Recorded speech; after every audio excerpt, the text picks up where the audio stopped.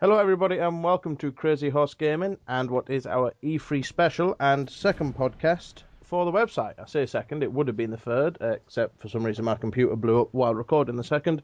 So this is now the second. With me today, we've got Liam and Marty. Hello. Hello. And basically, we're just going to be going over E3, what we've been up to last month or so, and random nonsense, really. So, More random nonsense than anything. more than that. So, And about 5 minutes of E3. well, I was just going to say, we might as well start off with E3, seeing as that's still fresh in everybody's mind. Opinions? Thoughts? Anyone? What's E3? That little show they have at a weekend down at local working men's club. Oh, right, yeah, well, you got for test alt beers, Ah. right, Yeah, thoughts, you guys first, well, obviously. I mean, other than Sony nailing Microsoft's balls to the wall. Yeah. They dominated, pretty didn't they, much. really? I know there was a poll on IGN where I think it got 83%, and then it was like split between Nintendo and Microsoft. You see, I was watching a video on it the other day, and Jim Sterling, he made a very good point. Microsoft dominated by doing nothing. Sony did. Yeah. He basically said they just kept everything the same, and that made them look awesome. Yeah. They haven't changed anything from PS3 days when it comes to, obviously, the used games policies and whatnot, and because of that, that's what pretty much won them the show, I think. Yeah. Kept it simple, didn't they? Well, you mentioned Nintendo, but I don't know, Nintendo didn't really do anything that kind of... That blew me away. So we said on the kind of, well, I say second podcast, we were talking about the Wii U. You know, it's a nice little bit of kit, but it's nothing that's going to compete with the Xbox One and the PS4. It's sold this gen and not next gen. And I don't know, Nintendo were good. Yeah, Sony just had more confidence. You know, Microsoft were kind of just... They were good. I was impressed with Microsoft, bar the obviously technical problems with the Crimson Dragon video and the Battlefield 4 video. I thought they came off really good, really well.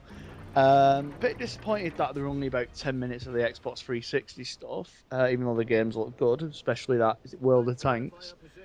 Oh yeah, the one that came from PC. Yeah, exactly. Yeah. But like Sunset Overdrive looks fantastic. It looks a bit mental, but I thought they came across really well, Microsoft, for that, and they came out of it, you know, with a red held eye. There's still a lot to come, you know. So I mean, don't get me wrong. I think both of the new consoles do look awesome. Obviously for the games that they're showing and the games that are and from the 80s.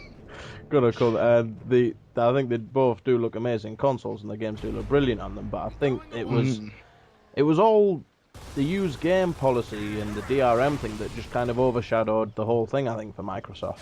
I think if it hadn't been for that, it would have been a good show for them.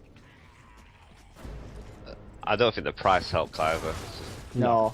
You actually noticed he kind of hesitated as well when he said he was like, he said, "Oh, and in the UK it's going to be," and then it was kind of, if you watch it again, there's a little. Well, he stutters pause. first, doesn't like, he? Initially, the UK will be 400 and 20. Yeah, and he was kind of like, I think it was kind of a mixture of, like you say, he kind of got it wrong, and also, I really don't want to announce this. I'm going to get lynched.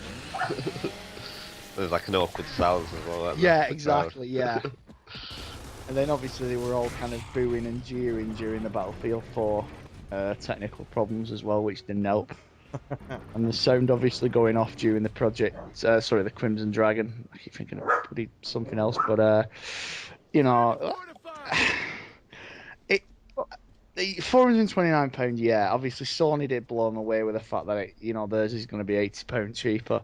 But at the same time, although it is more expensive, I suppose they could have the argument that it does come bundled with Kinect.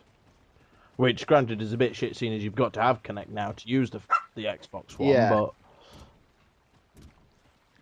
I mean, they've obviously said that it's not going to be some kind of CIA thing where you're going to be, every move you do is going to be kind of followed. Everyone can see it around the world. But yeah, it's the always connected thing and things like that. So basically, it's like saying, what happens if you go on holiday? Or what happens if your internet goes down for, I don't know, your internet goes down for what, maybe a few days because you've got workmen on your street. Does that mean you're left with your £400 paperweight? Pretty much, yeah. Yeah. Well, I know somebody asked him, I don't know which site it was on. They said, "What do I do if I want to play games offline?" And all they said was, "Get a 360." Yeah, Yeah, I saw the interview. That it was a Game Trailers interview, which was basically Yeah, that might obviously be was. Oh, Don Matrick, yeah. It was kind of arrogant of him, yeah. He was like you mentioned on the last for the podcast we were saying about he was saying, oh, what was it the employee for Microsoft was, you know, the one who stepped down. Yeah, it was kind of the same. I forgot his name now, but yeah, Don Matrick said that, and he was like, yeah, if you don't want to go online all the time, buy 360, which is general arrogance in a way. I can get it. I get what he means, but See, I kind of see his argument of them saying they are moving with the times and things do change. I just think I don't think it's going to be as bad as everyone thinks it is when the console actually launches. But I just think they have marketed it and advertised it really badly. I can see the aim being at hardcore players rather than casual. yeah, because everybody, you know, there's not many people now that don't have online connections. It's like we're saying, you know, with kids now, you know, kids will instantly, blag the parents to get an internet connection so they can play Call of Duty and FIFA with their mates and things like that. You know, I don't know anybody who doesn't have an internet connection apart from my nan, but you know, she's not going to buy PlayStation 4 anytime soon. She a Wii U gal. Yeah, she loves a Zelda and a Mario. Well, yeah, I think it was more the. Don't get me wrong. I think some of the policies Microsoft have got in place outright stink. But I think a lot of it with it, like I said, the online connectivity. I think it's just been marketed really badly. I don't think it's going to be as bad as everyone thinks it's going to be. No, I mean, yeah, Microsoft, you know, they'll be successful. People are going to buy it. I mean, we've already know, you know, we know a few mates who have already said they're going to buy the Xbox One. But yeah, it's just it will turn off a lot of people because I was kind of worried about that because, you know, even though Sony had the better exclusives on the PS3, you know, they kind of, I think they got a bit cocky after, you know, having two great successful consoles in the PS1 and the PS2, and then they did drop the ball a little bit, which allowed kind of Microsoft to pick it up and run with it and run with it miles ahead. And I think that's what Microsoft have done this time. You know, they've got a bit cocky, and I think they've kind of maybe, you know, it could cost them. They've underestimated Sony. Yeah. And to be fair, I mean, I underestimated Sony as well. There's no way I imagined Sony would be coming out saying what they said. Regarding, obviously, used game policy and things like that. And they did pretty much just stick it to Microsoft on that one. Mm. Well, they've also said, though, they will, you know, if developers want to do that pre-owned thief and, you know, they want to take advantage of that, then they can, you know, and that's fair enough. Yeah, that was one of the things that people didn't or haven't seemed to have picked up on as much, that although they said at the conference that, you know, with the PS4 you will be able to play second-hand games, they're not going to punish you for it and all this lot, they also mentioned as well that DRM on third-party games is completely up to the publisher. Yeah. So basically it'll be everyone bar EA that'll do it. Yeah, more than likely. I mean, the games themselves, which I actually saw at E3, I think everything looked really impressive on both consoles.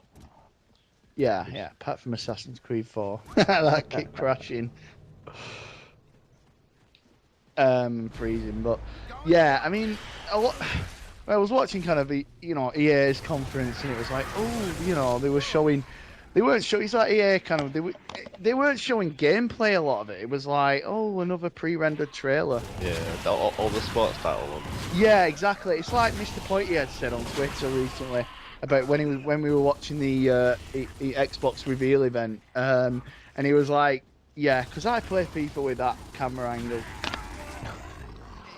you know, and you're like, they bamboozle you with, yeah, a lot of it kind of was, there were a lot of pre-rendered trailers, and it kind of, you didn't really see the full potential of the games yet. I know they're kind of holding back until the console comes out, but I would have liked to have seen more gameplay in some of the games than just trailers.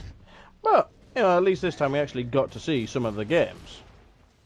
Yeah, oh yeah, totally. I mean, there were no TV talk on I was surprised at that at Microsoft conference. There was no mention of, wow, you can control ESPN with your voice or whatever. It's like they kind of weren't from the Xbox reveal event that people just wanted games. And and impressed. So, game-wise, what are you looking forward to most? Out of everything you've seen at E3, what's impressed you both the most? Good question. I was hoping for this. You guys first. Well, I'm going to go for Monolith Soft on the Wii U. Ooh, you were getting a look in there. Yep. We talk about the lack of games on the Wii U. It's just one of them that did actually look next gen. What about Bayonetta 2 as well? Yeah, there's that one as well. I mean, there was loads of first-party games that got announced. Is it the Donkey Kong Freeze? Yep. A new Yoshi's Island. Yeah. There's the Pokemon games. Mario one as well. I forgot what it's called. Yeah. Dream World, is it something? Mario and Luigi Dream Team or something? Yeah, that's the one. Obviously Sonic as well, The Lost World, which were announced before E3, but you got to kind of see at E3 what it played like. Kind of looks like a weird version of Temple Run. Yeah, that's a good way of saying it, I think. It was like a 2D, 3D, weren't it, where you could it'd go in and out, sort of like Temple Run and... Yeah, well that's the Sonic games, they're some of the best elements of the Sonic games, the kind of 3D behind, third person kind of view behind him, like on Sonic Unleashed, the Warhog bits were awful, but the Sonic bits were fantastic. Yeah. Well, how many years is it now since we've had a decent Sonic game that we can say that's a classic like the first ones? Generations. That was about 2 years ago. Well, that was more like a remix, though, weren't it, really? Than apparently Colours is good on the Wii. I've only played a bit, but that got good reviews as well. But yeah, an absolute classic Sonic game. Possibly Adventure, although I played the port on XBLA and it's an awful port. Yeah. CD's always kind of like that's always got like praise as well. The fans love that. It's kind of like a cult Sonic game, but yeah, Sonic's always kind of fallen by the wayside in terms of like compared to Mario. Whereas like on the Wii you had Mario Galaxy and Galaxy 2, which were just amazing. He's been playing catch-up on it for quite a while now. And then they had obviously the Olympics games as well that have come out. Where 20 years ago, I mean Sega have obviously now become like part of my friends. They have become bitches to they've become like everyone's bitches because of after the Dreamcast failed, unfortunately. And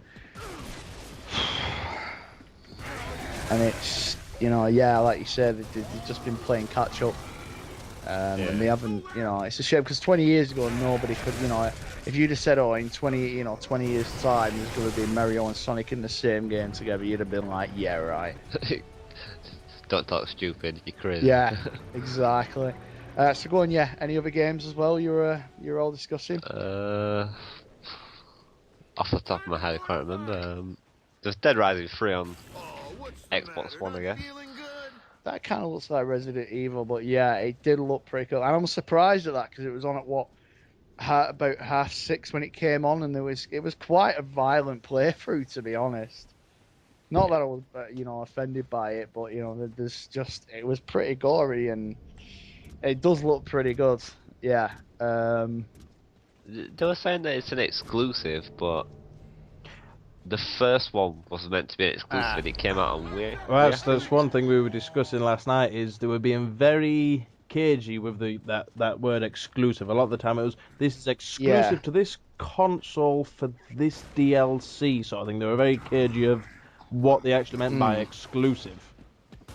So, like whether it's exclusive of the first 2 weeks, or it's going to be released first on this console, but then it'll be out on everything else. Yeah. It just seems a bit weird that Capcom would just release it on one console. I don't think they will.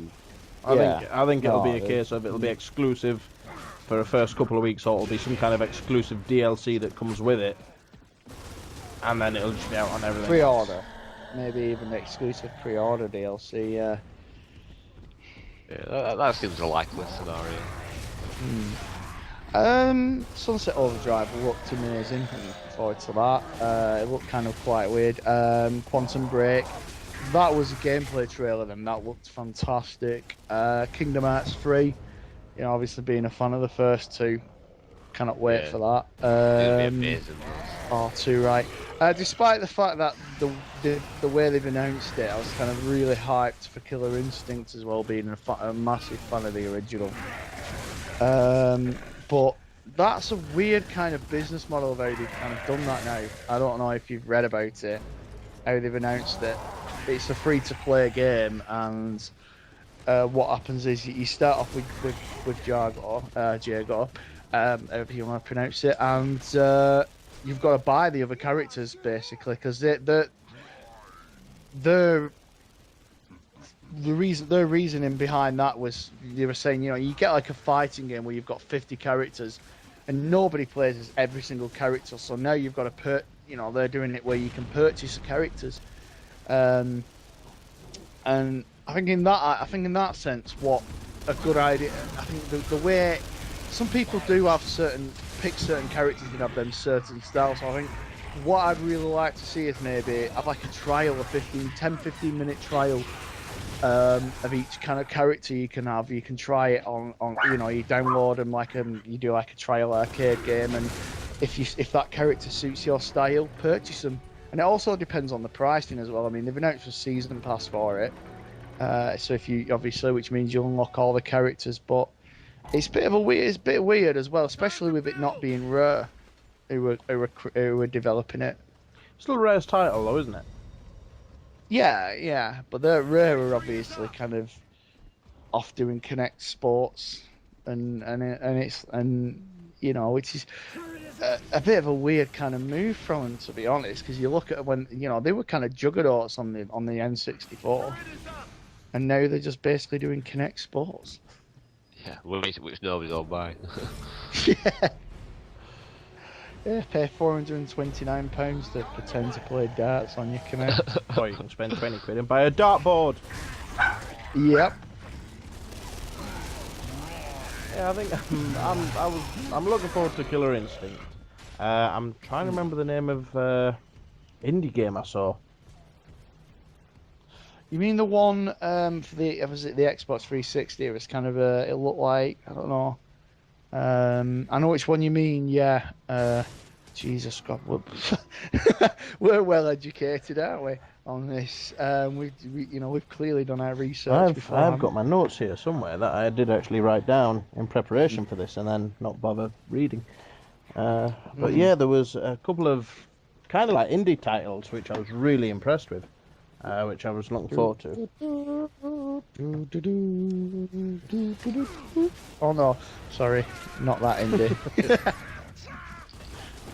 See if I can find them here. Bear me one sec. It shows on the 360. No, I think it was the PS4. Because I didn't see the PS4 conference, I watched the highlights the next day, and I didn't stay up for that because it was just like 2 o'clock in the morning. kind of watched the Ubisoft one, and then that was it. After that, I mean, I watched obviously everything before it. Oh, another one I've just remembered. Plants vs Zombies Garden Warfare. That looks amazing. I look like it'd be a really fun game, that one. Yeah, yeah. Because I mean, Plants vs Zombies 2's out next month on iOS. So that'll be interesting. But that's a free-to-play game, so that's kind of dampened it a little bit. But yeah, Garden Warfare looks so much fun. I wasn't expecting that when and Peggle 2 as well, although they didn't show it, he just announced it with that amazing little jump. And the new, what was it, The Division as well, that's looking like kind of a complete mishmash of a load of different genres, and that actually looks really fun. There was a racing games as well, obviously. There was that, The Crew and Need for Speed, The Run, and they both look fantastic. But I don't know. You kind of, you know, are they going to be any different to the others? Really? How much? You know, I did like the look of Forza as well. I don't play Forza, but I was impressed with them at the Microsoft conference. You know, with the announcements that it kind of molds to the way you play. You know, every day it changes and things like that. Yeah. That Learns how other people play, doesn't it? Yeah, exactly. You know, which is impressive, and because I mean the Forza games have always been held in high regard.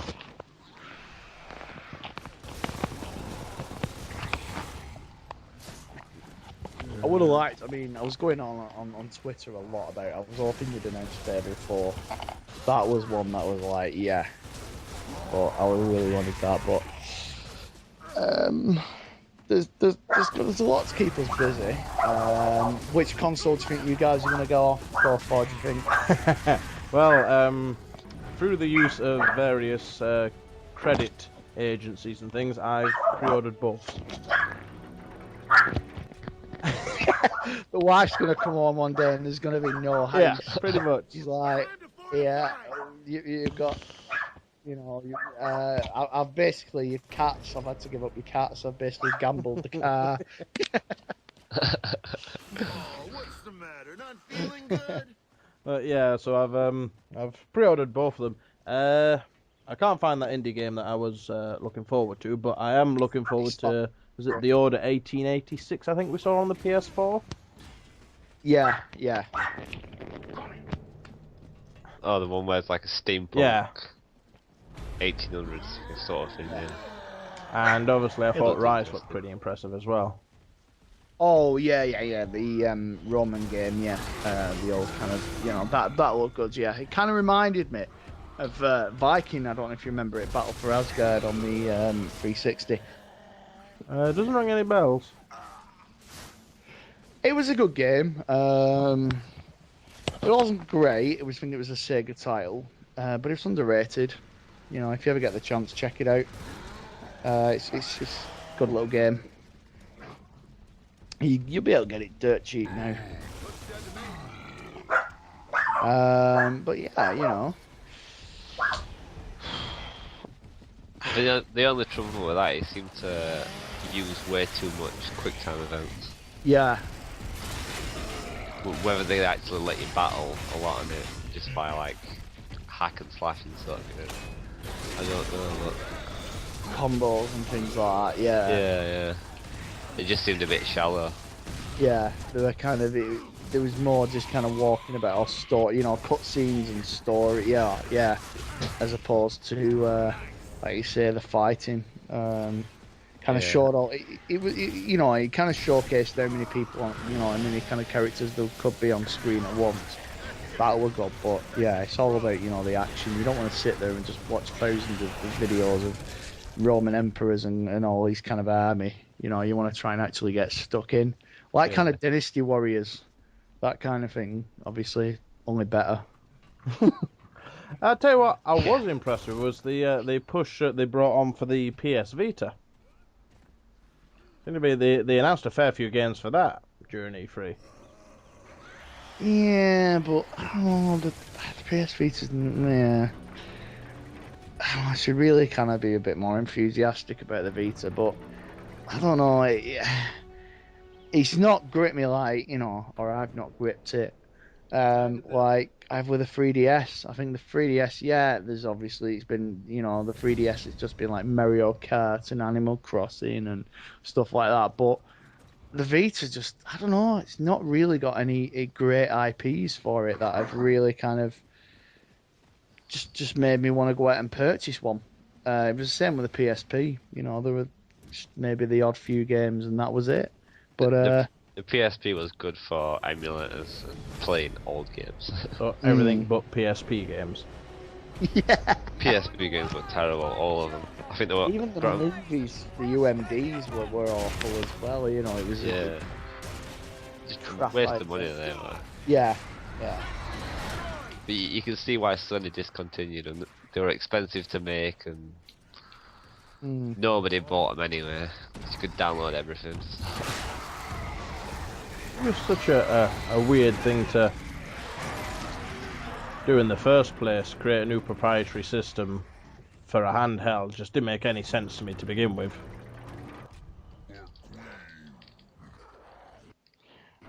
I think the most exciting thing to see is it linking it with PS4, kind of like the Wii U pad. Yeah, I think that assuming it will, works yeah. well, I think that'll be a big seller for people.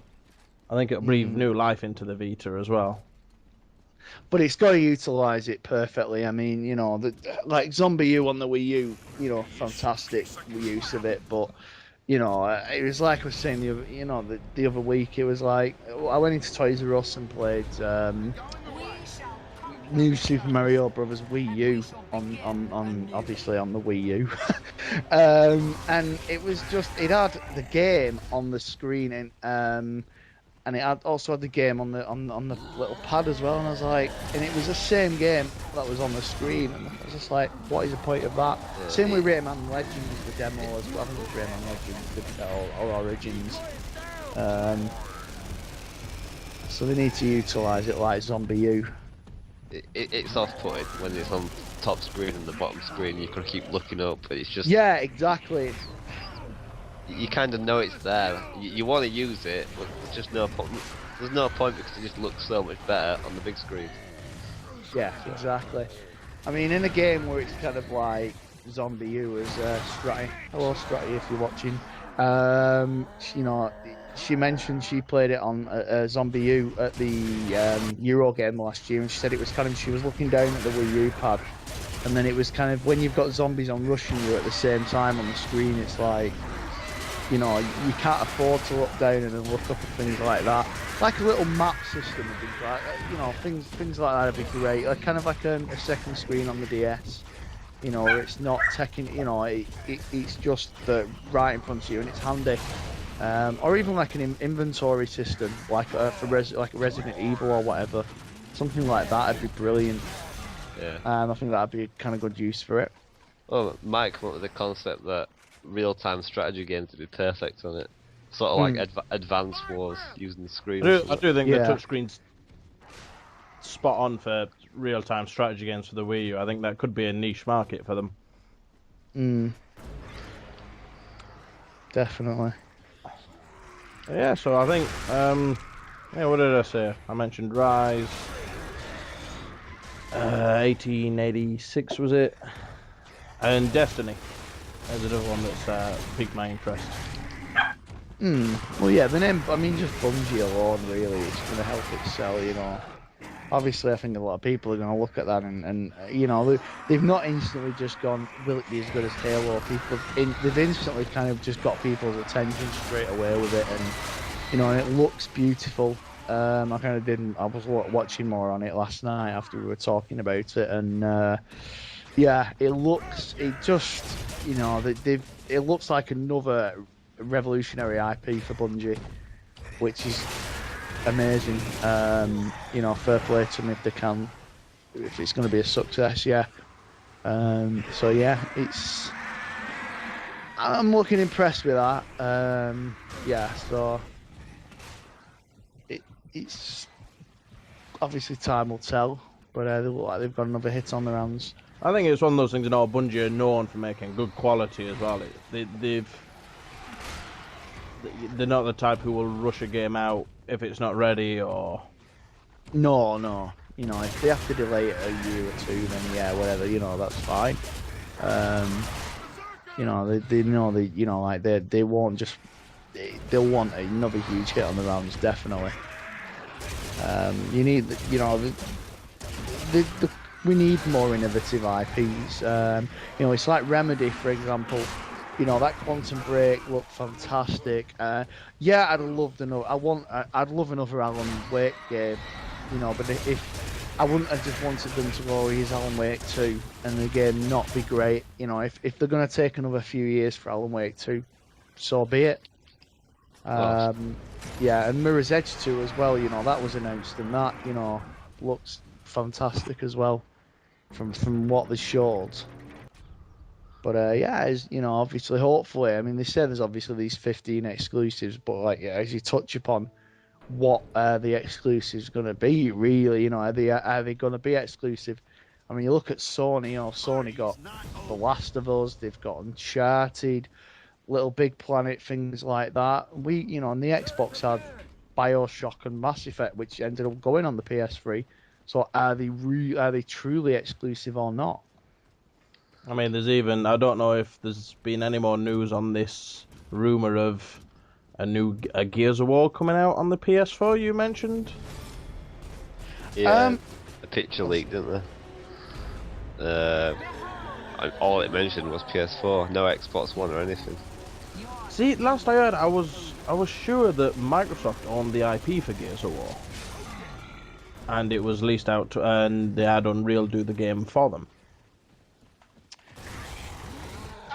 Well, I know, yeah, because it's Microsoft Studios, isn't it? It's obviously it's Epic Games, but Microsoft Studios own that IP, yeah. But there were rumours it would go into PS3 at the late last year. The Gears of War trilogy. Don't get me wrong, I suppose it's, if it breathes new life into the game, that's brilliant.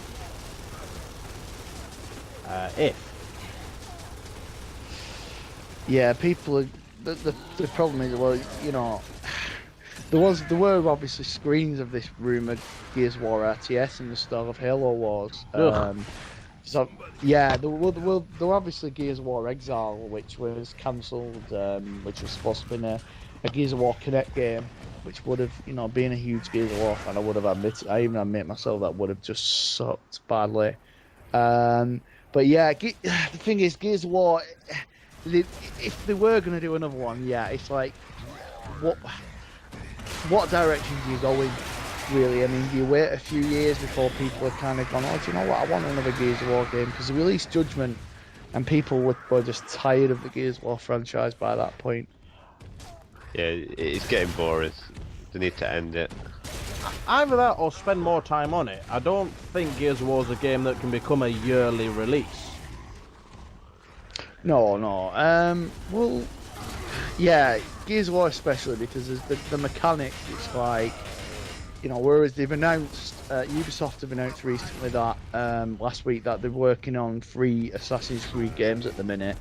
And, that's kind of, the Assassin's Creed fans are split down the middle of that, because some are saying, obviously on my side, it's like, I'm saying, I'm not tired of the franchise yet. Yeah, the engine, for 4 does look a lot like 3's, but it's going to be amazing. But then you've kind of got, but with Gears of War, for example, what do you do to change it? It's a third-person cover shooter.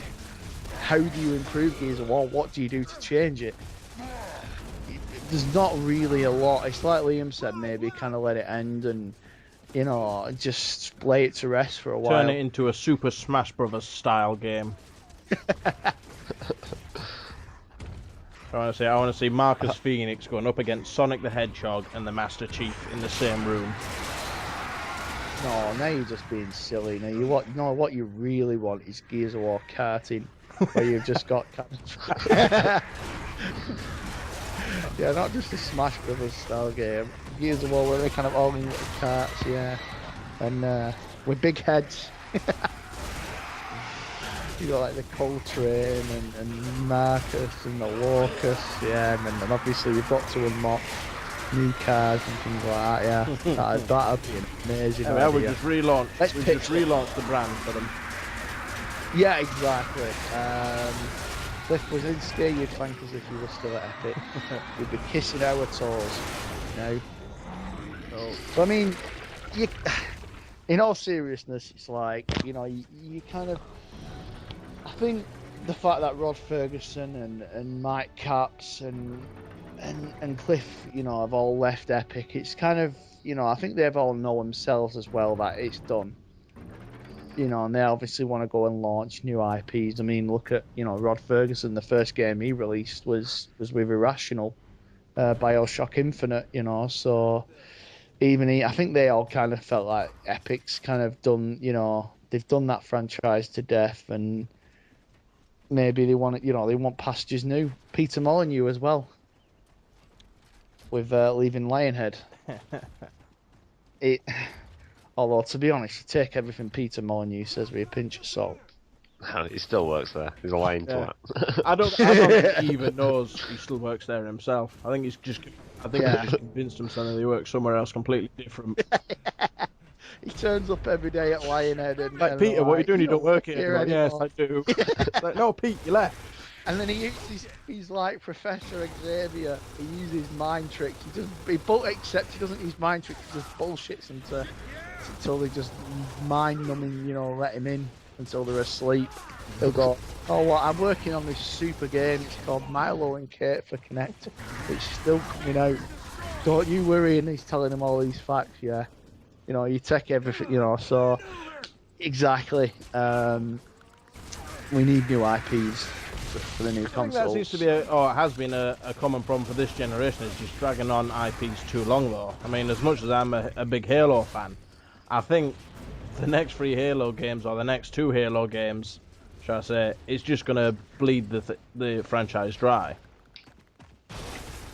Like I said, they've still got 2 more Halos to come out, and I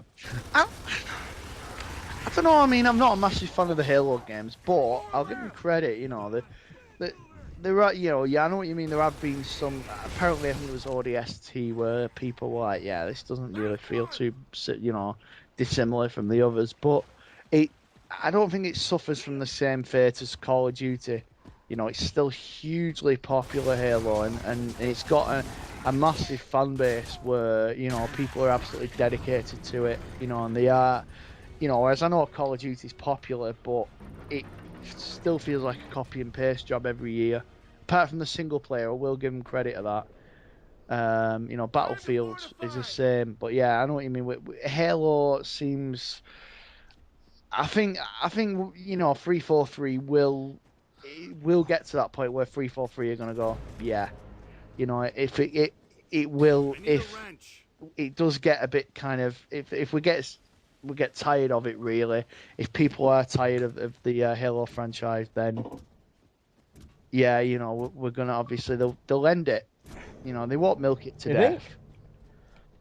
I don't. See, I think that's a risk that is very likely, considering 343's only job is Halo. You know, they don't have any other IPs. They don't have any other income other than keeping Halo running. I think that the part where they'd struggle is story-wise. There's only so many times you can say the Master Chief is going to take on all these aliens and win. I mean they've killed him off, is it twice now? So it's just rehashing the same story every time. Well, I think now the next 2 arcs, it's going to be him trying to get Cortana back, isn't it? I think it's going to be the big thing, I imagine. Yeah. But I don't know. I think there's a lot of franchises that could either do with a full reboot or just leaving it alone. I think Call of Duty, sorry. that I think Resident Evil's in need of a reboot. Don't you say that, take it back. Revelations, I enjoyed the demo. I still got to rent that, or even purchase it. You know, when it goes down in price. Yeah, I don't. It does need to go back to its survival horror roots. Yeah, definitely. But I didn't think 6 was that bad, if I'm being honest. 6 was enjoyable.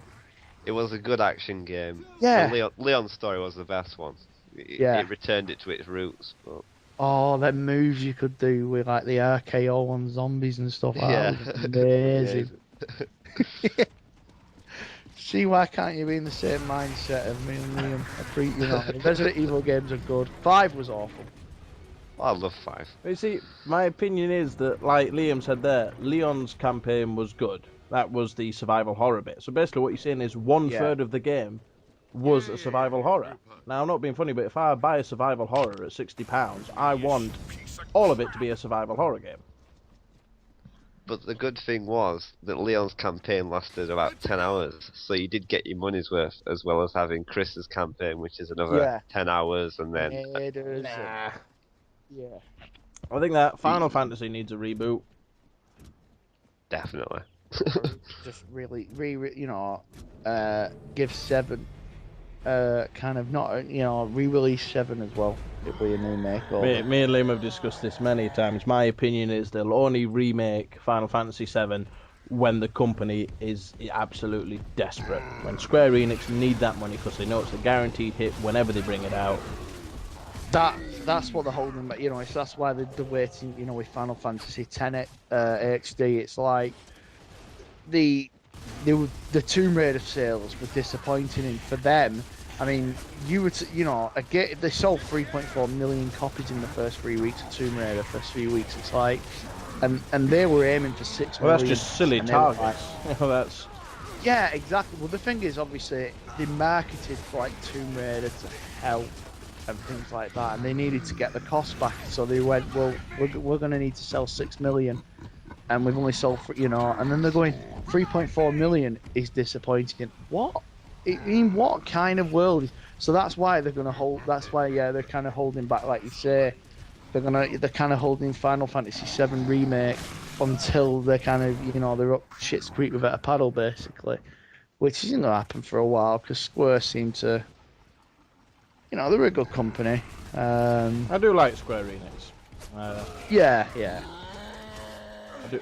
I'd like to see him do another Parasite Eve. I want to see another Deus Ex. There's one coming out on iPhone. Yeah, there is. Yeah.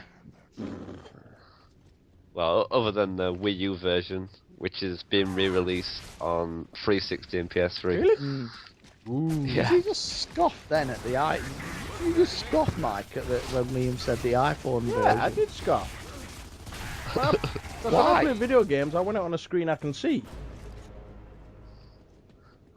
And feels right in your hand. Now, if they bring Deus Ex out on the Game Gear, you're sold. I'll take that any day. Yeah, you get past the title screen and the 18 batteries you had to put into the Game Gear have died. But your screen dies first. Yeah, Your definitely. speakers blow. And Steam starts coming out the cartridge slot. And then you're forced to go back to your Atari Lynx to play Angry Birds. Which doesn't surprise me because Angry Birds is on everything. To be fair, Angry Birds is like on my bloody candlestick. It's on my bloody. I can play it on a bloody. We found it on Mega Drive. Yeah, we found honestly, we were scouring through eBay. We found an Angry Birds for the Mega Drive. I question the legitimacy of it, but well, yeah, because they do. For some reason, the people kind of caught it. Was it from Russia? I think we saw it on sale from. Yeah, I think there was that in Resident Evil 3, Yes. was it? Yeah. Nice. That's an IP. That's just huge. Angry Birds. It's good though. Angry Birds Star Wars is amazing. Last time I played it was on my Windows 7 phone. And it cost you a fortune. Before I went over to Android.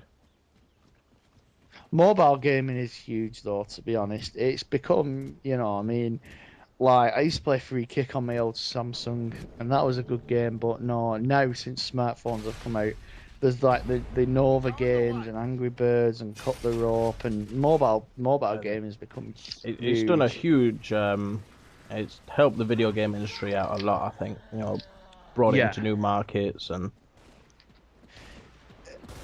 The only problem is though, I'm on the App Store now, and a lot of the games on there are like Temple Run clones. Temple Run seems to be, ugh. It's like I love Temple Run. I've got the 1 and 2, but yeah, everything just seems. They just seem to want to either copy Temple Run or Like Subway Surfers and yeah, and that new Despicable Me Minion Run and stuff like that, which is Yeah. good. Yeah, Subway Surfers and stuff like that, really good. But yeah, you stick with the original Temple Run. Some good puzzle games are like Cut the Rope, Pudding Monsters, fantastic. It's been good mobile gaming to give indie developers like Chilingo and companies like that the chance to make money. Yeah, I think it's done a lot for a lot of people.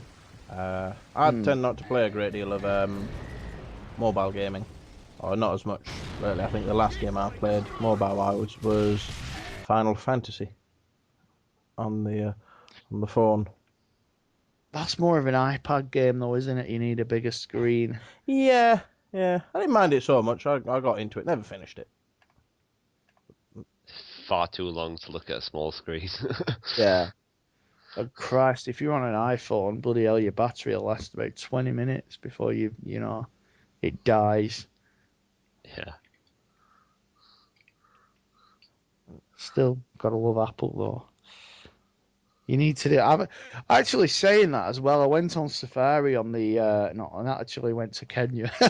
I went on obviously Safari on the iPhone and went on Crazy Horse, and it looks weird. It's like I don't know. It's like it's been weirdly adapted for the for Apple phones. Yeah, I think it's still something we kind of need to sort out. Well, I don't think there's much we can do about it at the moment. It's the same with different browsers as well. I think we tend to find that Yeah. you Yeah. get different kind of results on the site when you go into it with a different browser. Mm. Chrome is the only one it works on properly. It works all right on Firefox. There's a bit. It's a bit slower on Firefox, but it still works. Yeah, I don't have a Yeah. problem with that. But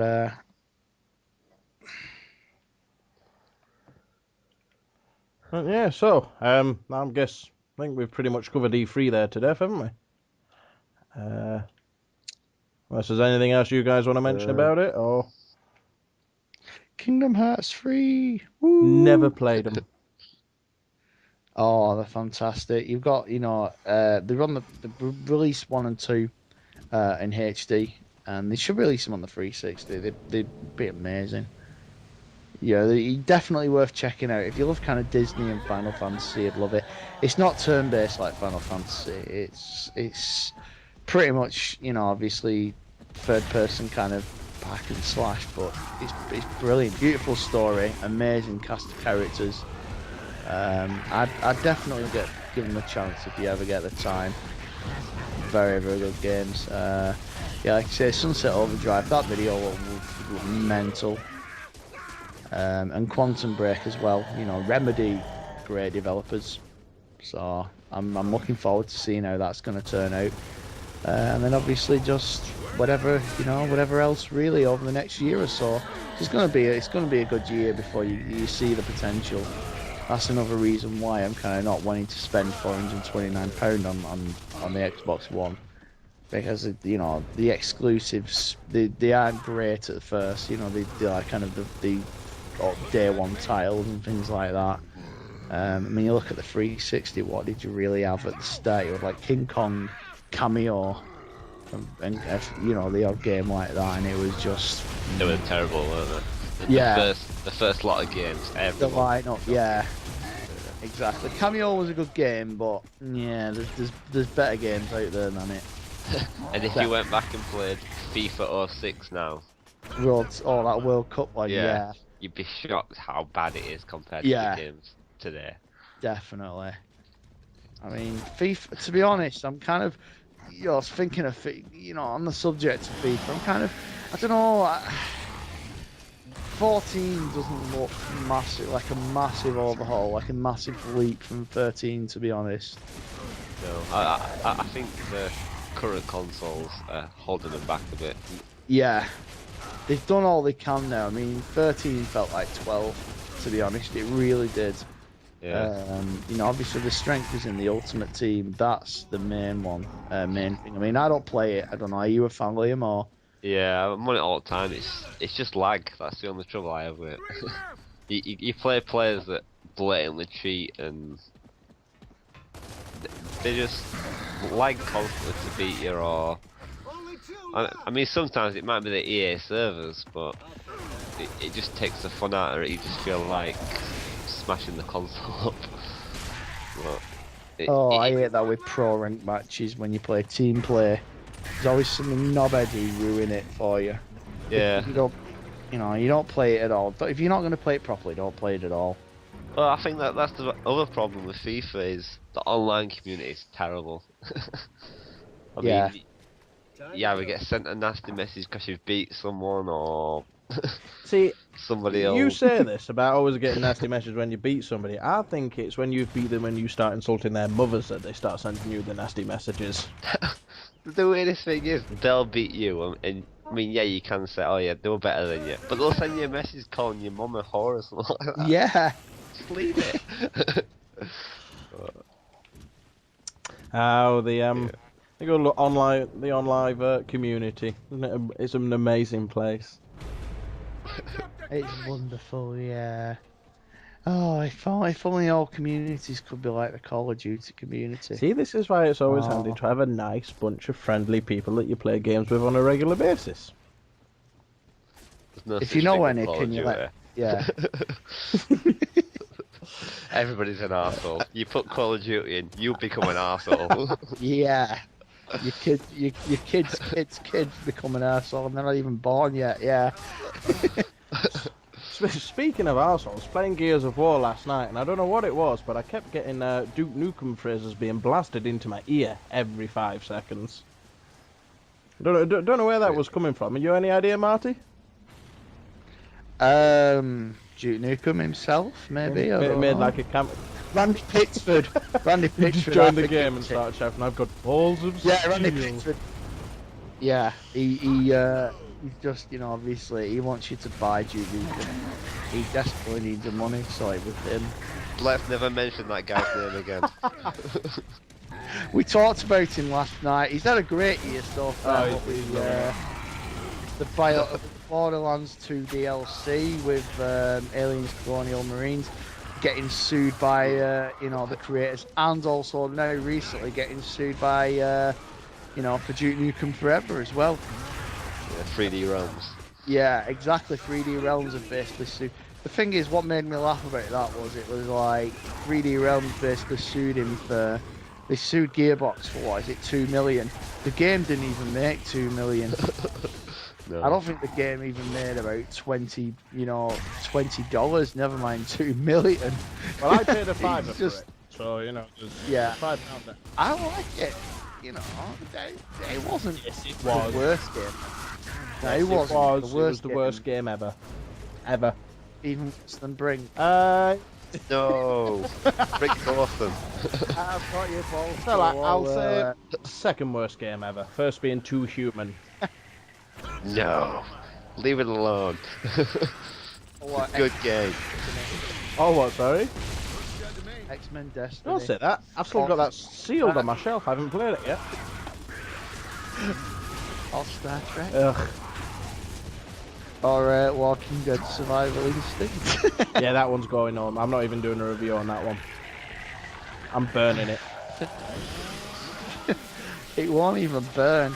It'll just be like melting plastic. It'll be there in the morning even when the fire's gone, mocking you. Pointing and laughing. Yeah, literally, you'll hear the cackling from the flames. Yeah. Oh dear. You lit him up. I'll review it for you if you let me borrow it. It's gone. I'm sending it back. It's going away. Love Film can have it back, and I want a full refund. Keep it, you know you want to. Yeah, you will regret it. You know, I tell you what, actually, focus on finishing the bloody Telltale version. Oh yeah, because they have announced 400 days, by the way, as well, which is I'm really looking forward to the DLC for the Telltale version. I'm halfway through episode 4 now. Good man. And there's on the dashboard now. There's a thing saying coming soon. Is it? Yeah, 400 days. That's the one. Yeah, it's the DLC. So yeah, I don't think that's too far away, is it? They haven't announced a date for it. There's one thing I'm interested to know is obviously, like, they mentioned obviously at E3 that say your Xbox Live membership will carry over to the Xbox One if you've already renewed it on the 360. I want to know is how it's going to interact if you still use your 360 as well as the Xbox One at the same time.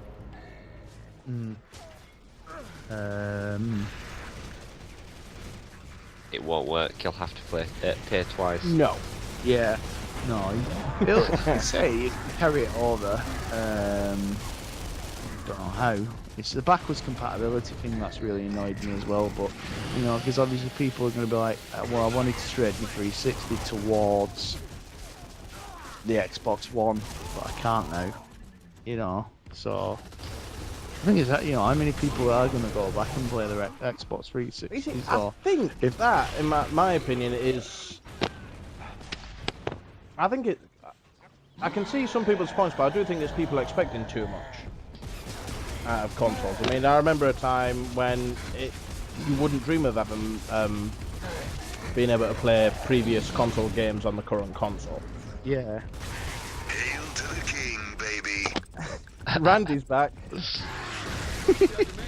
Hello, Randy. Hello. I mean, like... Anybody? Take off my pants. I mean, what, we've had the PlayStation 2 and the PlayStation 3 and the 360. They're the only ones that have had the playback ability, aren't they? Of the main consoles. Yeah. So... I think, did you read about plugging the Xbox 360 into the Xbox One? No. Well, it was an article, well, a video yesterday, and one of the Xbox executives said you can plug your 360 or Windows 8 laptop in by HDMI. No. He didn't say why you'd use it. Who's your daddy now? Oh dear, if I get hold of that Randy Pitchford. Yeah, and tell your mom to quit calling me.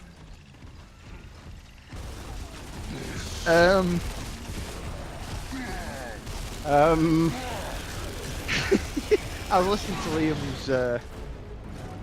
Liam's thesis on this. Anyway, as you were saying. But, yeah, you can plug your 360 supposedly into the Xbox One. I just don't get why I was you going would. to say, what does it achieve?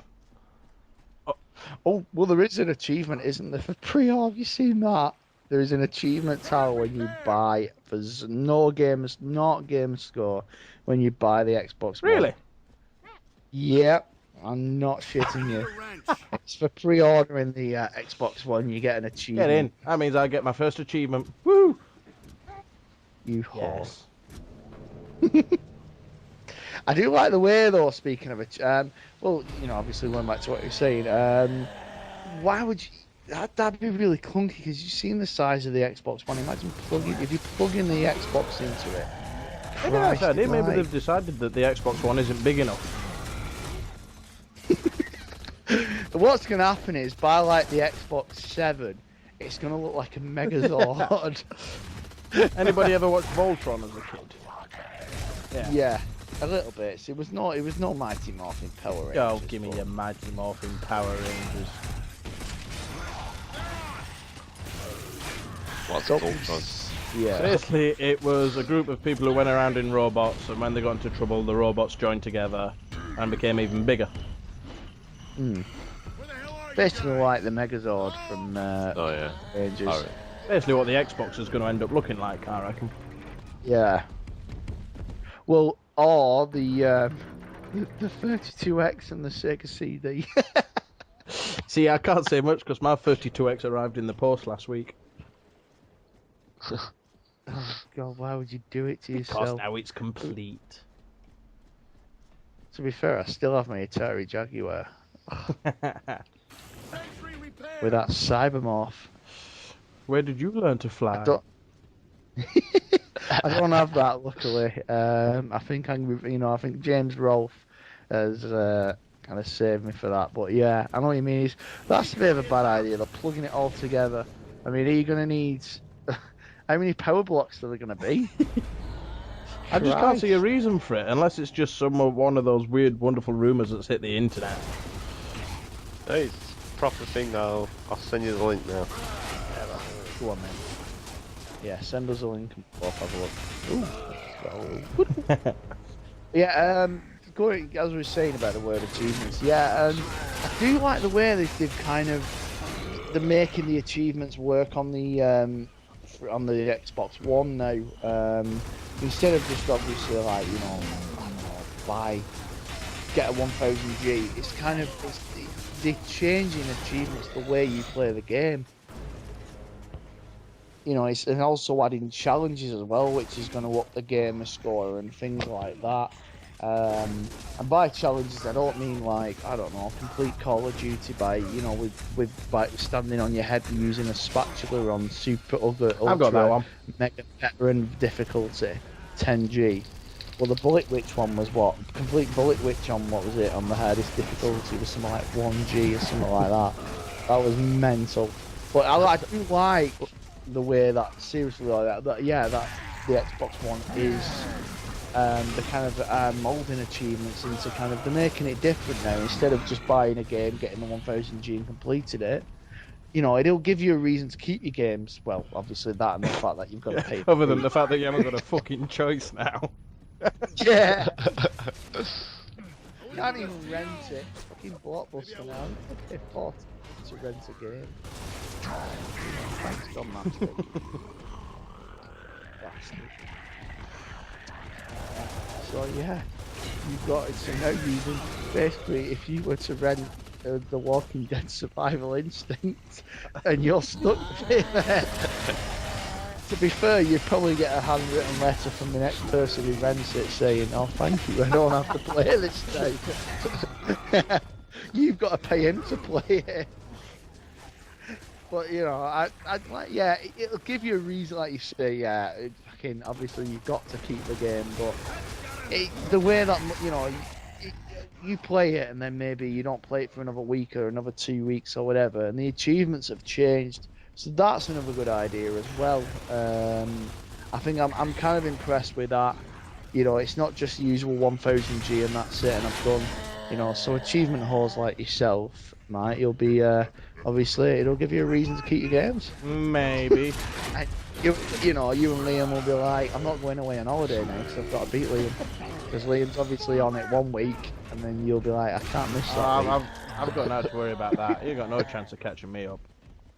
I don't even play it. Yeah, Liam plays it to enjoy the games. Leave him No, he alone. doesn't. Exactly. Plus, it doesn't help that I've got a Wii U to play. It doesn't help that you never play your Wii U. Dude. To be fair, there's probably one or two exclusives for it. The rest are all ports. So I'm like, I've had it since November. I've got 2 games. you got Zombie U and Zombie U and Trine 2. How many of those games have you finished? Neither. how many games have you started? I played Zombie U to death. Trine 2, I switched on and had a little go. So We've had a break for. I'm still hopeful though. There's Wind Waker HD coming out. Yeah. The Nintendo Direct conference that they did showed quite a few decent games. Quite impressed. Yeah, there's many coming out. I mean, you mentioned earlier Bayonetta 2, Yeah. Mario Kart 8, Super Smash Bros. The Always Wonderful Mega Man. 101. Yeah, that looked good. Like you say, Sonic as well. And the thing is, a lot apparently with the Wii U, a lot of first party developers have backed out of the Wii U. I think they're not got a lot of confidence in it. So you're not going to get the big developers for it. I think you'll see them come back. I think you'll see with obviously it being clear that Nintendo are trying to do a big push now. Well, the sales have been disappointing with the Wii U. We were saying last time it could see, has it got a big future, the Wii U? The 3DS has been the most successful of the two. Well, Nintendo's strength's always been in the handhelds, I think, in recent years. They always manage well with that. But yeah, definitely. To me, this generation reminds me of when the GameCube first came out and the PS2 and Xbox. I can see like GameCube, like Nintendo slipping away, PS4 selling shitloads, and then Xbox like catching up sort of thing. I think the problem Nintendo had was, again, I think it was down to the marketing. I think it wasn't until a few months after launch that most people who weren't big gamers realised what the Wii U was. I think most people just thought it was some kind of new pad for the Wii. Yeah. And it is this gen, yeah. It's not, when the Xbox, One and the PS4 come out, it's going to look so, it's not even HD, is it? So it's already dated as soon as it's out of the box. I think it's more or less the technology that's going to keep it going. I don't think. I mean, you're not going to get Dead Rising 3 on there, or No, but any of those. So. Nintendo have always been about innovation, but to me, it's like, I don't know, the Wii U. It's like the Wii was. I know you had iToy, and I know Kinect has kind of bettered what the Wii has done, but in a way, to a certain extent. But I just don't think the Wii U's as innovative as the Wii was. The Wii was like, wow, it kind of. We were saying this last time. It's like the Wii. Even your nan could play it on Christmas Day. Your nan's not going to want to sit there and play Zombie U or New Super Mario Brothers U on this big white pad in her hand. She's going to want to get up and bloody windsurf and play tennis and whatnot with a Wii pad. Yeah. So I don't think it's actually been as. That's one of the reasons why I've been disappointed. I kind of played in it and it's, I don't know, it's just underwhelmed me, compared to like the Wii. You are going to get a lot of third-party games for the Wii U as well, and there's going to be a lot of obvious ports. But like you say, you're not going to get a Dead Rising. The strengths are going to be kind of the Mario and Zelda and stuff like that. it's the fan base that they want to be targeting, basically. Nintendo have got this fan base because what Nintendo do best is their first-party games. It's what their consoles do better than anything else. It's like I said, the Zeldas, the Marios. Whatever else Nintendo have done recently, which I can't seem to remember at the moment. Metroid? Yeah, there's one. But yeah, their first party games are what sells them their consoles. Oh, definitely, yeah. I mean, the Mario Galaxy games, going back to what we're saying, yeah, is amazing. They were fantastic.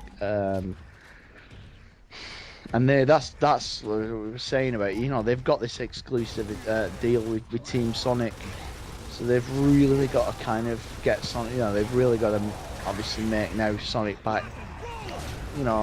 Try and bring him back to his glory days. They have. Mario's always been. There have been some tough Mario games, but you can always guarantee, we've played, it's Mario Kart 8's coming out, and it's like, well, it still feels amazing. There's still, every Mario Kart game that comes out still just, it's doesn't, you don't get fatigue from it, and that's what where Nintendo's, like you say, the strengths lie. They still, you know, they can still feel fresh, and they really, you know, Nintendo have a labour of love. You know, Nintendo don't care. I think that's one thing I can give the Wii U credit for is the fact that, you know, Nintendo don't care about these petty fanboy wars or who, you know, competing. I think they're really just kind of, they want to release games that are fun, that people are gonna love. You know, that not people aren't just gonna go, oh, do you know what, the multiplayer sucks, or, you know, like you say, we kind of Call of Duty, people just being absolute dicks online. It's like people play a Nintendo game, you feel happy afterwards. You feel like, yeah, you know, this is a great game. You know, this is a great, you know, it's a nice little console. And you know, and that's, like you say, that's where their strengths lie. They always seem to be bloody happy at Nintendo. Nobody's ever depressed. I bet it is. I think it's a sackable offence being depressed at Nintendo. Yeah, exactly. Yeah, they kind of, you go through a trapdoor if you if you even attempt to kind of frown. You know, morale must be amazing. Yeah, must be the happiest place on earth, and that's even happier than Disneyland. I don't think there's much difference between the two, is there? No, it must. Yeah, both. You know, it must be like Willy Wonka's Chocolate Factory. Yeah. Oh, that was another one, Battlefront. That was announced as well, wasn't it? At E3, which was a surprise. Max Payne. There's one I was quite like the look of. You didn't see much of it, but not Max Payne, sorry, Mad Max. Mad Max, yeah. I was reading a preview of that on IGN a couple of days ago, and the fans have been campaigning for him to replace the actor who's played him in the game because he's American. And? Well, Mad Max was Australian. Yeah, but that doesn't matter. Well, Tom Hardy's playing him in the reboot, isn't he? So, you know, that's going to be weird. But, you know, if you give him an American accent, it's just going to be like, it'll look. I remember, was it Mad Max where everyone thought it was Fallout? Yeah. Yeah. Well, that's what I mean. It's just going to be, you know, keep it like it was. You know, I've given him an Australian accent, and you know, otherwise it'll just look like another generic kind of Fallout clone. Maybe the Duke can put on an Australian accent. No need to change the actor. Apparently that's what actors can do. Tom Hardy can't. Yeah. What else has he been in there? He's Tom Hardy. Yeah. It was Bane, weren't he, in the Batman? Yeah. And he was Bronson as well. He was in Oh, Inception. the dude from Star Trek Nemesis. Nemesis? What? That's about 10 years before his time. Yeah. What? He's he's No, only about 25. He's not very old. Oh, the guy, No, yeah, guy was Tom in Hardy's, you on about Bronson, was it the one that released a few years back? Yeah, he played Charles Bronson. Yeah, it was the same dude who played Jean-Luc's clone in Nemesis. Yes. Did it? I'm going to have to IMDb this now. I'm going to say I'm going to do that now. I'm sure it was. If you're wrong, I'm just gonna get Randy to play Duke Nukem down. No, I'm IMDb in this. Yeah. Do you know on the video? Are you gonna have one of them technical, you know, please stand by on the podcast? Oh yeah. He was in Thank you Nemesis. very much. So how old is he then? I don't know, but that was like the third film he's ever been in. Jesus. How dare you question my Star Trek knowledge? 1977, which would make him That's 36. 37. 37, yeah. 37, yeah, because I was born in 82. So yeah. Yeah, Warrior, Lawless. Jesus, yeah. So when did his career start then? 2001. Jesus. Oh, he's doing Splinter Cell as well, isn't he? Yeah, he's playing Sam Fisher. Yeah, I was gutted that they've got rid of Michael Ironside. Yeah. Same with Thingy though. That was another one. Oh, Metal Gear as well, the Phantom Pain, that looked really, really good. It kind of looked like Red Dead Redemption. Yeah, I thought of that. But yeah, what was it? Speaking of Metal Gear, they've replaced, voice actors. David Hayter has been replaced. 2 games. Yeah, He's in the other game. He does do the voice. David Hayter. Yeah, I think he does. I think one's got Liquid in and one's got Solid, and he does Liquid. Sure, he does. Yeah, because Kiefer Sutherland's playing Solid, isn't he? Yeah. And, which is a bit of a weird, but fair enough. Give you permission to die.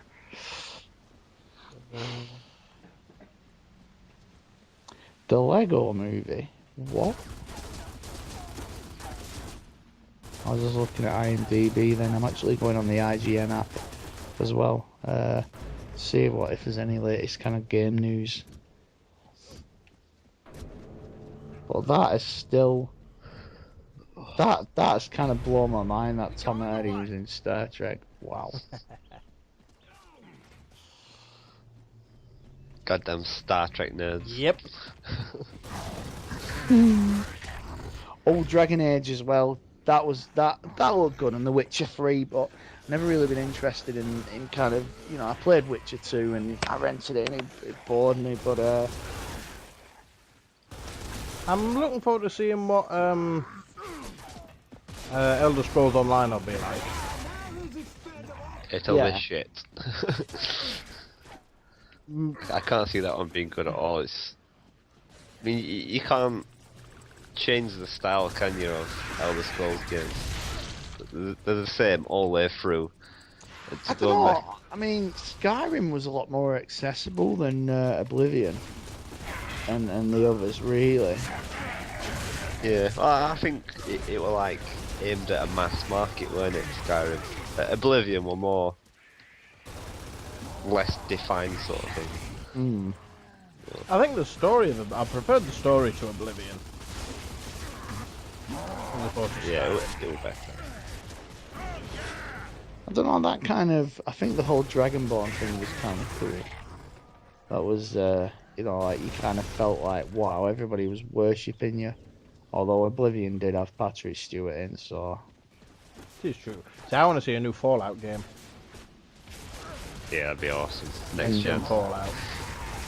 Oh, they will. There's no doubt it will happen. I can put my house on that. It will happen. It's too big a franchise not to do.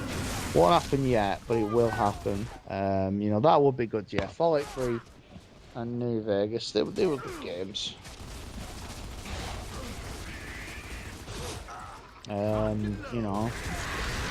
Obviously a new Elder Scrolls game would be, it'll look beautiful on the new consoles, and obviously they're a labour of love. I've never wasn't a massive fan of them before, but to be honest with you, I'd like to see them re-release Skyrim at 60 frames per second on next gen. I'd like to see them re-release a Skyrim that works all the way through, but I don't think it's ever going to happen. No. Well, to be honest with you, I know that all these games that have come out this generation, they could re-release a lot of them at full speed, sort of thing. I know there's rumours going around that The Last of Us is going to be re-released on PS4. I can see that. I think that's just more out of the fact that it's been such a success that they'll want to cash in as much as they can. Well, this weekend, it grossed more than Man of Steel. That's pretty cool. Which, yeah, going up against a film like that is crazy.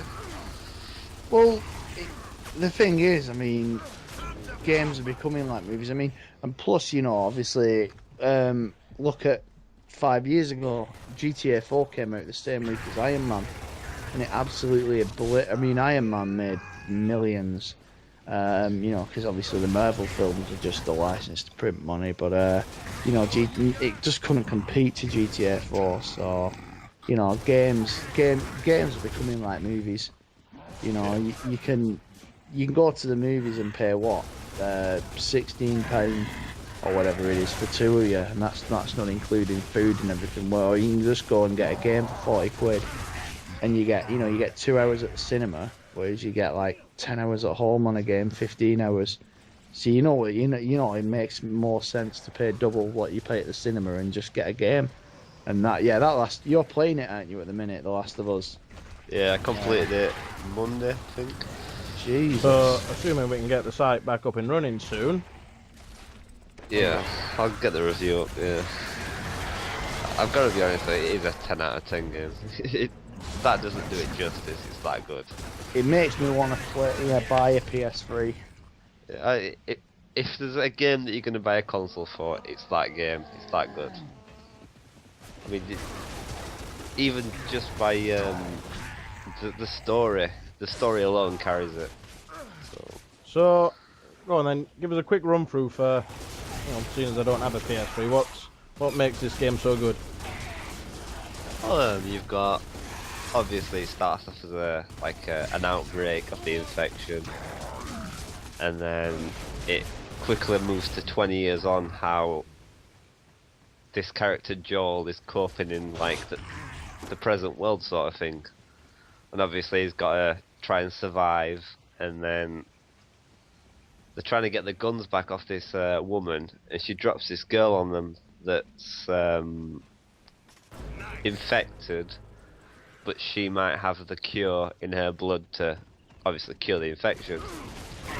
Joel has to get her from one place to another so they can take her blood and save everyone. Right. But it's obviously a zombie survival game. You've got you've got loads of guns. You've got axes, planks of wood. You can make pipe bombs. So what puts it apart from your normal everyday zombie survival shooter, which has flooded the market these days? To be fair, they're not really zombies. I mean, they're just the infected. They've got like a fungi on them. And in the game, you've got three types of zombies. You have ones called clickers that can't see, and if you have to try and sneak around them, and if you make a noise, they'll kill you in one. And then you've got your other infected, which are your standard running zombies that'll come straight at you. But if you try and fight more than say 3 at once, you'll die. And then you've got your infected that's been infected for so long that they're covered in a fungus, and they release they kick out spores at you, and then once you breathe in these spores, it kind of like burns you, sort of thing. But on top of all that, you've got to fight other survivors and who are trying to steal your stuff and stuff like that. See, the refreshing thing I thought was that when you kind of thought, oh, I'm getting sick of these zombies here, it'd put you up against humans, sort of thing, and it paced it all in a good way. So, I look forward to seeing the review then. yeah, honestly, I've been thinking, I reckon you should do a first impression sort of video. I'll get you around on that. I'll let you play it, record it all, and see how it kind of like blows your mind, sort of thing. Sounds good. I'm up for that. Yeah. I've got a video of my first.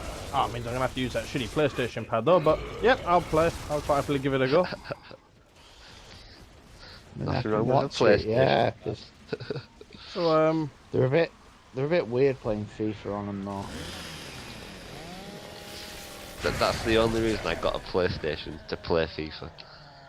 It feels natural in your hand. I don't know, the 360 kind of pad, so I preferred that because it's more moulded to your hands. Just reading here as well on Facebook, it's saying here, GameStop has reportedly ceased taking pre-orders for the Xbox One, Microsoft's upcoming games console, but it's not necessarily due to high demand.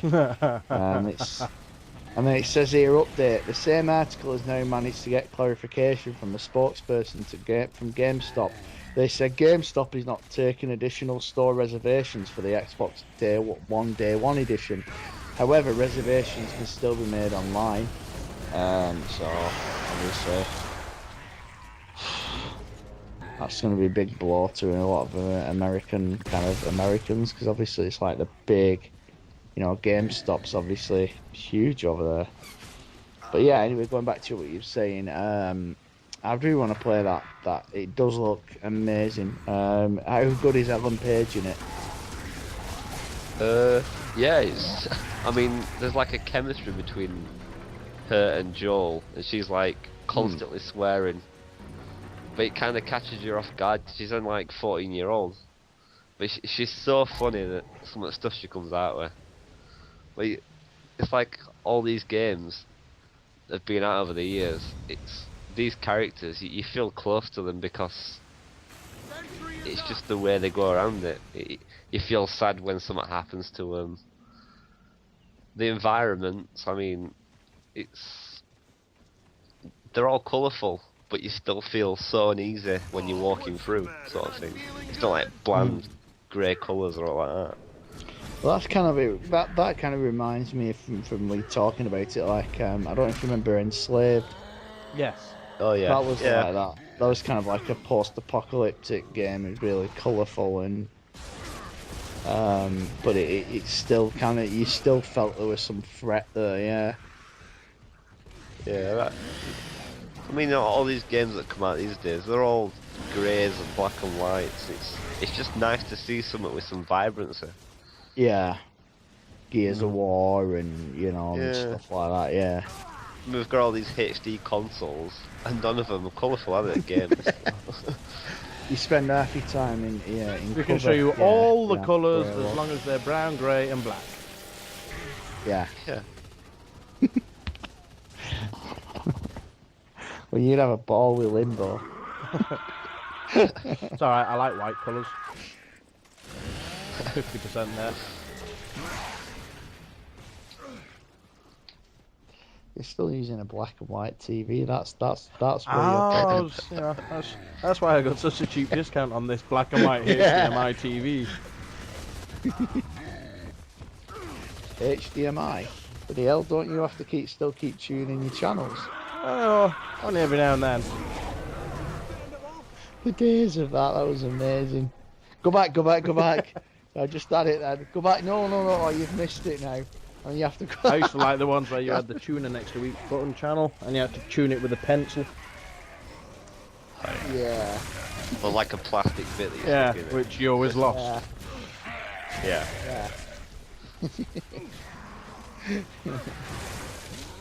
See, games exactly like you say. You've got full HD, 60 frames per second, and like you say, the games are like dull, post-apocalyptic, horrible brown. Yeah.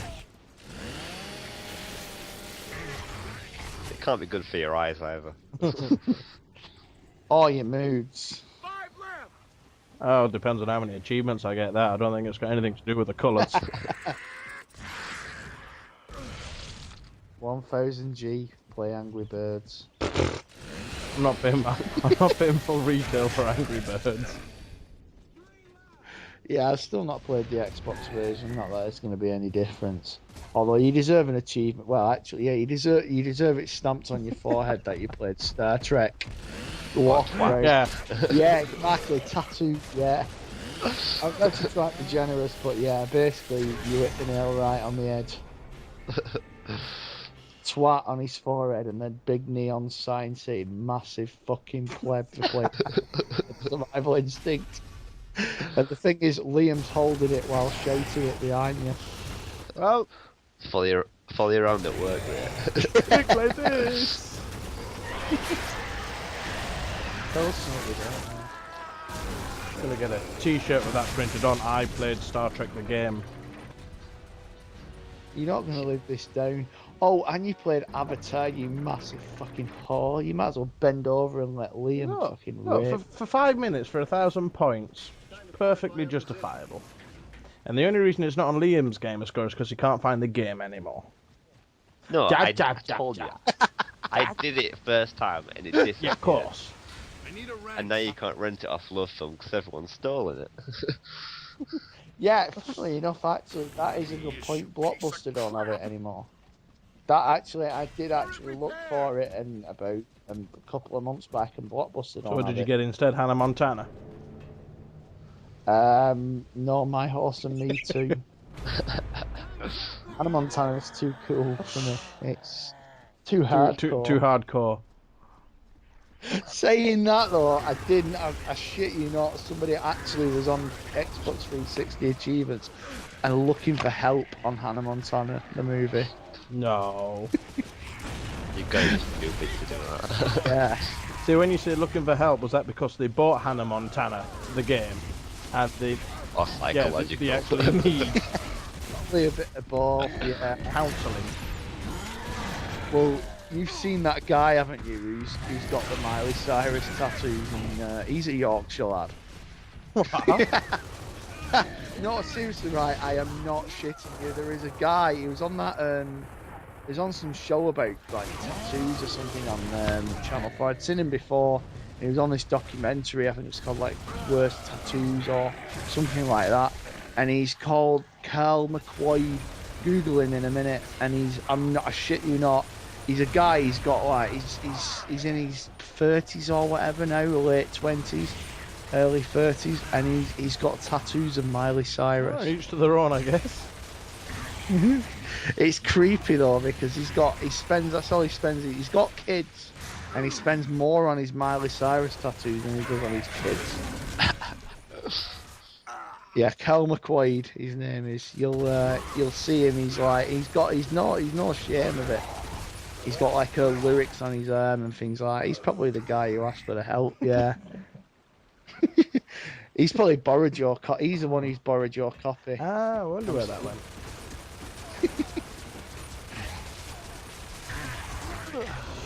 Well, I think we've rambled on long enough there, so I think we'll call it an end for this podcast, and hopefully we'll be able to get another one up quicker this next time round. I think it's been a couple of months since we last did one now, hasn't it? Yeah, yeah. Yeah, so We didn't talk about what do you call it, Comic-Con. With I don't know if you want to talk about that or tell us about what you and obviously your experiences there. Was it? It's not your first one, was it either? Yeah, it was the first one, yeah. Was it your first one? All right, I thought you said. I could have sworn you said on Twitter. yeah, It was, still remember much of it? Not really, I slept since then. It just pissed me off how busy it was. That's the only problem. There was 70,000 people over the weekend, and I bet it was really hot and really just kind of. I bet the queues were mental. Yeah, they were. It was off-putting. I mean, they had the Deadpool game. I was trying to get in to play that. I really do like the look of that, yeah. Anyway, sorry, go on. It looked great on that, but I just couldn't get nowhere near it because people were just queuing all the time. I'm gutted, I really wanted to go to see Matt Mia and Camilla Luddington, especially Camilla, being a huge fan of Tomb Raider, and obviously, Matt Mia just because, he's Commander Shepard. Yeah. Well, yeah, I saw him doing a signing. Oh, and nice. and it was free to go and get one. And as I went over, the guy said, "Oh, no more, please. Now that's it. He's been doing it for half an hour." Jesus. I felt like twatting him. Ridiculous. Edgar Wright was there as well, wasn't he? Yeah, I saw him. Did Someone Sorry, go on. asked him about Ant-Man, Yeah. and he couldn't say anything. Yeah, he'd probably get absolutely raped by, Kevin Feige at Marvel, because exactly, he's under secrecy and he's proper, how protective they are with their movies. Yeah. And leaking anything apart from about the Avengers 2, apart from the fact that Loki isn't going to be in it. That's the only thing they can say about the Avengers 2. Did you actually get an autograph from Edgar or? No, he was charging. I'm obviously too tight to pay. So, the only guy I got an autograph from was, what's his name? I don't know. You see, we were walking around and there were nobody queuing, and this person was like, "Oh, would you like a free autograph or such and such?" I thought, "Oh yeah, why not?" Adam Went West. went over to see him, got an autograph, and that were it. I even gave the autograph Yo. away. I don't even know Yeah, it. he's that memorable of a guest. You can't remember his name. Yeah. It wasn't Sylvester McCoy, was Was it Randy Pitchford? Oh, I slapped him. I'd have bitty slapped him. In fact, no, I'd have cock slapped him. Whether to hit him or shake his hand. I mean, he did kind of revive Duke Nukem Forever, but he also kind of obviously he kind of screwed everybody with Borderlands 2 DLC, didn't he? And Aliens, Colonial Marines, and Duke Nukem. You know. To be fair, if he'd have been there, I mean, there was a CX stall selling games. I'd have bought Yeah, Alien, go on, sorry. gone over and asked for a signature, and then stuffed it in his mouth and made him eat it. And then quoted Duke Nukem, adding. Such a Yeah. aggression. He deserves it. He's shafted so many people. And I mean, you know, the subject of Aliens, Colonial Marines, it was like, he pressed the self-destruct button and then kind of went, it's not my fault, was it? Yeah, he blamed everybody but himself. Yeah. He kept asking for Sega for more money. And then, I think it was paying for his Porsche, really, than the game. About the actual, probably, I'd say Aliens, Colonial Marines, the actual money that they spent on the game was about $30, just to develop it. The rest of it just went on his pool. It was a big statue of himself. His mansion. To be fair, I think 15 of those 30 went on that tech demo that they showed. And the other and then 10 was on marketing. Yeah. So anyway, before we get sued by Gearbox, although they probably wouldn't even sue us properly, they'd probably kind of, we'd have to pay them.